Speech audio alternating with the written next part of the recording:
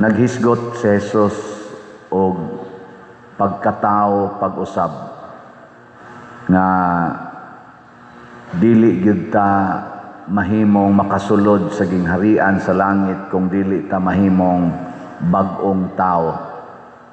Nya si Nicodemo nagunahuna siya unsaon man ako pagsud og balik sa tiyan sa akong inahan, nya mataw kog balik. Di naman na pwede kay dako naman ko. Ana, nya si Jesus iyang gipatin-aw nga dili diay na maoy pagkatao pag-usab, kundili kana bang mabag-o ta pinaagi sa Espiritu Santo. Dili mabag-o ang atong lawas, ang atong espiritu. Lingi ay mong tupad ing na bag-o na ka. Na bag-o ka. O daan. Daan mo o bag-o?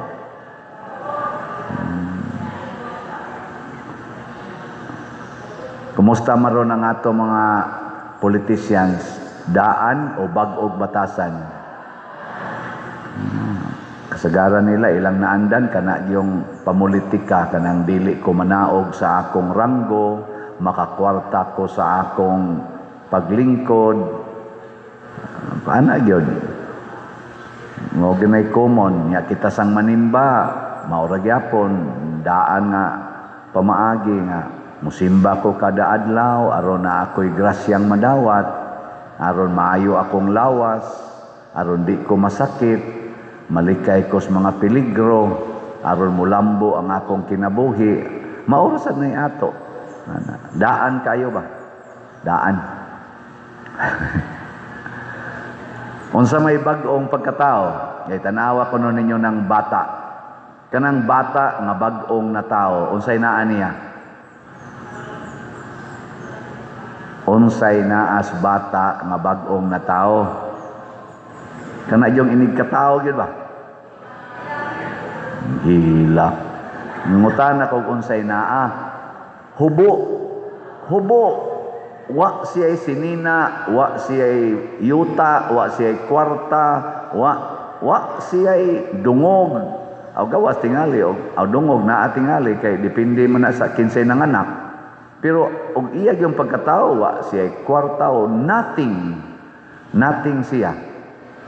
Di gani siya kamaong mulakaw, di siya kamaong mutabi, di pa gani siya kakita. Nothing yun. Di siya kapakaon siyang kaugalingon o igkatao imong pasagdan. Patay oy. Igo ra gyud siyang muhilak, nganong muhilak man siya, kay wa gyud siya mahimo. Nothing. Ug mao na ang tao mataw pag-usab. Mahimo unta tang nothing.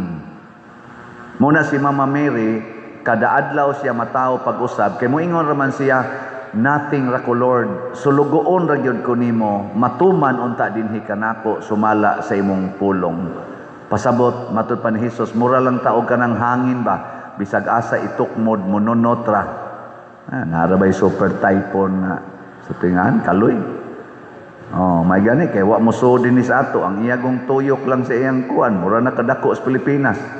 May gani kay igo ra mo kahit sa atong area of responsibility sa eastern part sa atong nasod, gikas Mindanao ngadto padong sa Luzon. Di musod, kay musod pa paphagit ta. Nya mo na ang hangin, bisag asa itukmod matud pa ni Hesus. Nya kamo, supak bangay mo sa atong asherit diha, ingnan mo diri lingkod, aridyos pikas, magbuot yun. Magsugod na kitag ingon nga ako'y magbuot sa ato pa karaang tao na ka. Karaan na ka. Ang bata, ang bag-ong na tao, dili siya magbuot. Di ba? Agad ra siya kung saon siya pag-atiman. Kuguson ba siya? Duyanon ba siya? Padidihon ba siya sa dughan siyang mama? O ato ba itong butilya? Depende lang, ilabay ba siya, panggaon ba siya, wa siya iya. Ana, Hoy, kamo kusog kayo, pa-colors buhok, kis-kis kilay, pamintal dinhi, ala, padako sa balay, kampangural sa balay, tigom sa kwarta, pangasaba diri, mura sa kaning nagwali. Kita'y magbuot ba? O kita na gani mo'y magbuot, ang karaan na nimong pagkatao. Muna si Jesus, bisag Ginoo siya, niingon siya, kung iisa na ako, ang siya pasabot ana, ilansang sa cross. Siya din nagbuot nga ilansang ko sa cross. Gipugos siya. Gitorture siya. Nisugot siya. Kay kabubuton man sa amahan. Dili sa yon. Pero kay bago man siyang tao, dili man siya mo'y nag-control siyang kaugalingon, ang iyamang ginikanan, ang iyamang amahan, sugot lang. Og diha siya nahimong manluluwas. Ang atong mga politicians, apil na mga leaders nato sa simbahan, atong iampo nga mahimon ta silang bag-ong mga tao. Kinsa may magbuot gyud unta kung unsay buhaton sa atong mga politicians gikan sa presidente hangtod gyud sa barangay level. Kinsa man tay magbuot? Ang magbuot unta nila ang panginahanglan sa katawhan, dili ang ilang panginahanglan mo'y mag-guide nila. Karon unsa may tan-aw ninyo? Unsa may ilang gisunod, ang ilang panginahanglan o ang panginahanglan natong mga tao? Tan-aw nako ang ilang panginahanglan. Pero naay pipila nga nangambisyon og naningkamot na matubag ang panginahanglan sa mga tao, ato nang suportahan. Kinsa maron nila ang naningkamot pagtubag sa panginahanglas mga tao, Marcos Group, Duterte's Group, o Pinklawans Group? Secret. Paniid. Nindot kay karon kay nanatay social media. Bisan god ang pag-jogging o pag-jumping jack ni Bongbong Marcos, makuha dayon. Makuha dayon. Asa ka mangitag mag-jogging nga nakabarong? Unique na ron. Makabarong, nag-jogging, maglayat-layat.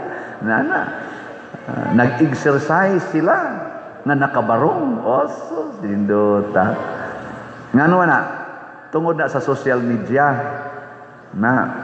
unsa may iyang gipakitaan ato, kay nakuan man to, na balita man, nga galisod na kunong iyang lawas. Siya, fake news na, di na tinuod. Sige, dili tinuod. Pero sa tinuod anay, lipat-lipat raning tanan. Wa gyud nila hisguti karon ang tinuod. Unsa may tinuod, nga giangko ni nilang tanan, nga nawad-an na tarog mga trillions of pesos tungod aning ghost projects o substandard projects o kining mga pang-divert sa kwarta gikan sa program ngadto sa unprogram funds. Unya pag-abot sa unprogram funds, murag naghemorrhage na nga wagtang dayon ang billions, almost every day billions ang nawa dayon. Why klarong project, why klarong kaayuhan nga nahatag sa atong nasod o sa katawhan. Maunay kamatuoran, kinsa may utok ni ana. Ang ahang masag atong ingnon nga kaning nanimbas Compostela, lingiay mong tupad na ikay nagnguhaan ng trillions. Pangutan na. Huwag mo pa na nanguha, nipalit na unta na rog raffle ticket.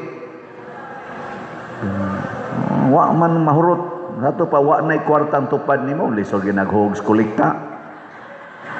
So ang ato rag yung pasanginlan, ang dunay authority nga mo pagawas adtong mga kwarta nga trillions gikas atong panudlanan o kinsa man na ang atong present administration, kinsa man nila ambot lang maunta nay susihon sa tinud-anay nga pagsusi, dili limot-limutan na nagitoy ni sultin daghan saldiko ni sulti na sa posibleng giya padong sa tinuod nga kawatan. Sila si Gutisa, katong mga Diskaya, kadtong mga Marines, 18 Marines, kadtong mga congressmen nga ilang gipang suspenso, ilang gipang taktak, nanulti na to, taktakon manoon. Suspensohon manoon, di man hinoon ubanan ang ilang gipang sulti, hangtod yun matino, kundo na ba'y kamatuuran o wa. Oy, musulti sa hinoon ng Vice Presidente nga, ang akong budget, ilang hilabtan, ipa-impeach naman hinoon. Musulti ang atong former president, nga kanang atong presidente karon bangag na. Uy, gipapreso naman os ICC. May unta to susihon unta to. O kani, former president man yun basig nagkuanan Kasi tawagan ng tiguang bitaw nga. Alzheimer's na Gapataka na lang ni Gyaw-Yaw. Ato ko nung susihon, og tinuod ba Kaya iya maning gisulti nga bangag ning atong presentrong presidente. Ato ko nun in public. Tagaan ta kuno ni og husto nga drug test para mapamatud-an gyud sa tanan kung namakak ba ning tiguangan ni kaning former President Rodrigo Duterte o nagsulti ba ning tinuod. Ana unta pila ra goy pagbarog des bidyuhan sa tanan, live coverage nya unsa to na tawag ang ilang testing, follicle hair follicle o ana o dias public human. Kanang mga rumor-rumor nga, himatyo na, stage 4 cancer, pag public.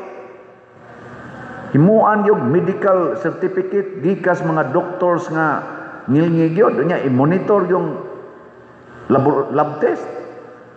Himuan na yung official statement sa atong mga medical people. Dili kay layat-layat lang, jogging-jogging. So, di man ako nga daghan ana dinhi mag-jogging-jogging, abot sa unahan man namang video hangos na. og healthy sa gyud ka, di congratulations. Pero medical dili yaw-yaw. Dili ditso yung fake news na fake news isulti uban ni ang kamatuoran. Mao ni ang Espiritu Santo mga igsoon mangita sa kamatuoran. Dadon ta padung sa kamatuoran. Yung sa maroy tinuod nato dinis parokya. Unsay tinuod? Uy. Ang tinuod nga gamay pataghalin sa atong raffle tickets. Mao ni tinuod. Nagkinahanglan tagdaghan pero gamay pataghalin. Pila pa itong halin karon? 1,782 ka mga tickets ang atong nahalin. Pero naasad tay pledges sa one stop challenge nga tag 20,000 niabot na og 7 na ka one stop challenge. O bisan pa maggamay taghalin, kamatuoran man ni atong pakpakan ang namalit nato. Congratulations. Na ini-text na ako, padir, unsaon man ako pagpadala sa akong kwarta nga 40 man daghanag account nimo sa Facebook o sa YouTube. Na may i-search na mo 40 man daghanang Padresiano, hay may tinuod ani. Mao na kining atong misa ato gining isigi dinhig pakita ang atong mga paagi sa pagpadala sa kwarta. Unsaon man, una, anhin mo din his parokya na ay lamisa dias gawas, na sa opisina nato, pwede mo diha makahatag sa inyong contribution o inyong mga donations nga dili gyud na masaag. Anha mo diha palit og tickets, raffle tickets, tag 200 pesos. Unya, kung inyo sang ipadala sa atong bank accounts, kaning atong screen, kaning gibutang nato sa screen, tulo ni kabuk atong bank accounts. Bisag asa pa ninyo makita, basta kaning account ta, kuan lang, i-check lang yun. Mao ni ang atong mga bank accounts. Unya, ug anha sa GCash, ni asa tay mga GCash accounts, kini gyapon ni asa screen. Bisag asa ninyo makita ning atong misa, bisag kinsa pang siyanuha diha nga account, tanawa lang giding atong screen.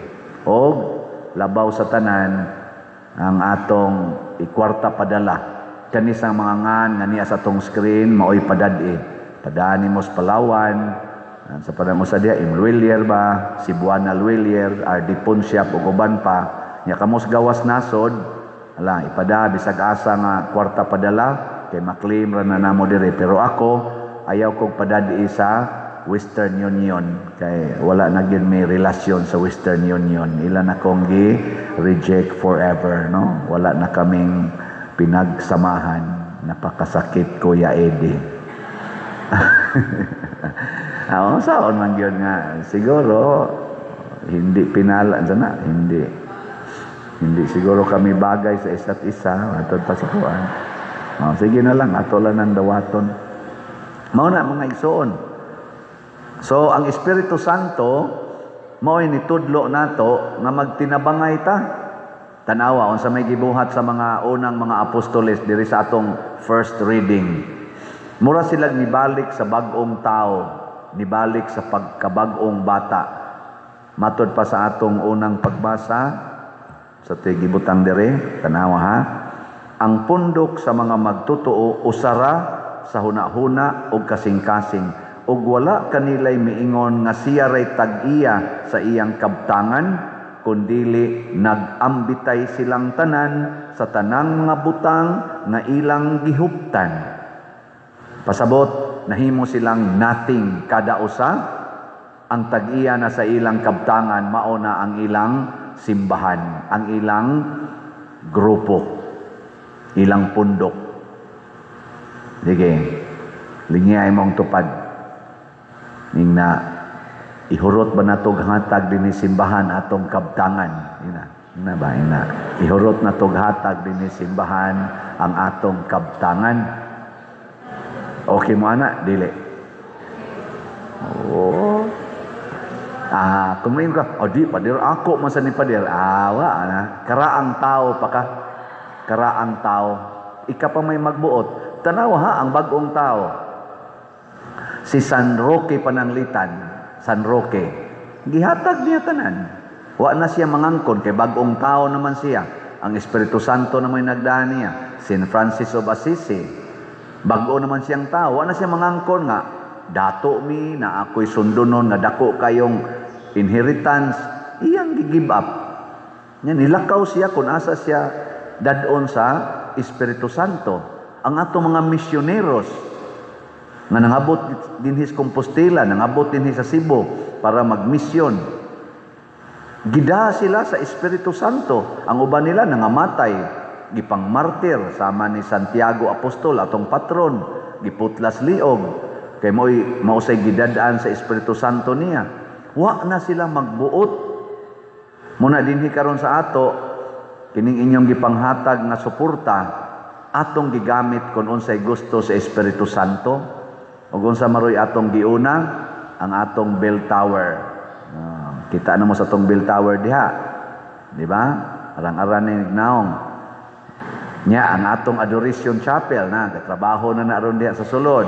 Kana, di ba? Kason mo diha, di na gyud mo ganahan mo gawas, pwede na mo mabag-o gyud mong tao. Nya ang atong bag-ong CR unya, poho na gasugod na sa nagtrabaho, naubos sa atong bell tower. Air condition na tingali. Di pa tingali. O niya, atong gipanangkamutan nga, ang isunod tingan ito, mag-meeting mi karong hapon, o karong buntag, mag-meeting nami, basin og madali gini desisyon, ang ato kining mga bangko dinhi, mo itong unahon na lagkuan, trabaho usa, mo ni ang ato karong initial nga design. Kung mauyunan na naastanan, ato ng padayonon, combination of steel and wood. Ana. Okay ra na? Okay kayo. Nya, ang kana sa dihas gawas kanang atong apostles kuan, way of the apostles, kay ang ato dihang building hazard na kay na. Kuyaw na kay nang mga hog na diha, mga nagbitay-bitay, tayaon na kaayo ang uban. Wa man gina madayo nang naang kuana projeka kay nahugman og questionable, hangtod naguba na lang hinuon, ato na lang ginang gubon og tiwas nya i-convert nato into a beautiful alley ang tawag ana murag alley or way of the apostles. Mo serve gyapon sa purpose kay 12 man na ka haligi diha rong naang naa diha, so 12 sad ka apostoles. Mga igsoon, Napay daghan nga gusto sa Espiritu Santo, pero moagi tag kalisod, moagi ta og mga pag-antos. Andam ba mo ana? Dili. Na. Nya, dadon sa ta sa Espiritu Santo, ngadto sa dapit, diin adunay daghang panginahanglan. Ang panginahanglan sa katawhan, sama ana karong atong gipanghimuag balay, ngatong DPR.